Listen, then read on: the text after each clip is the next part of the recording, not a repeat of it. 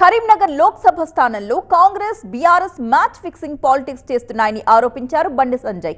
Rajender రావుకి Congress ticket కేటాయింపు వెనుక కోట్ల రూపాయలు చేతులు మారాయని అంటున్నారు. అయితే బండి సంజయ్ వ్యాఖ్యలకి స్ట్రాంగ్ గా కౌంటర్ ఇచ్చారు రాజేందర్ రావు.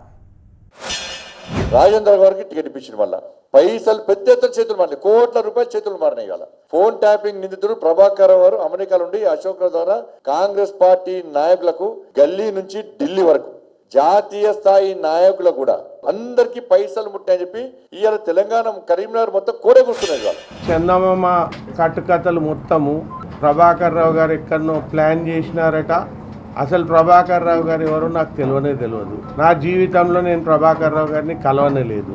సో బండి సంజయ్ అనేట ఆయన మంగళసూత్రం అమ్మి నామినేషన్ పత్రాలు కట్టిన ఆయన 2014లో 2024 వరకు ఈ 1000 కోట్ల అధిపతి ఎట్లయినాడు. నా గురించి మత్స మరక లేని సచ్చీలమైన ఫ్యామిలీ నుంచి వచ్చినాను నేను. నా గురించి మాట్లాడే హక్కు ఆయనకు లేదు.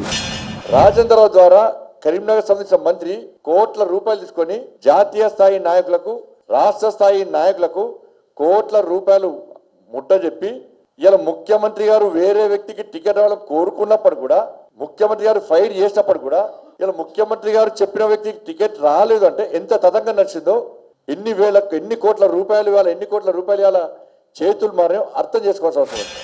జగపతిరావు గారి కొడుకు, వీళ్ళ సచ్చీలత ఉన్నది, వీళ్ళది మంచి ఫ్యామిలీ, అవినీతి మత్స మరక లేదు అని చెప్పి నన్ను ఆలోచించి ప్రతిపాదించడం జరిగింది. This is the real story behind. దానికి అంతా అల్లుడు ఇది అది ఏమీ లేదు. ఆయనకు తెలుసో తెలియదో ఏవేవో మాట్లాడుతున్నాడు, కాంగ్రెస్తో సంబంధం లేదు అది ఇది అని.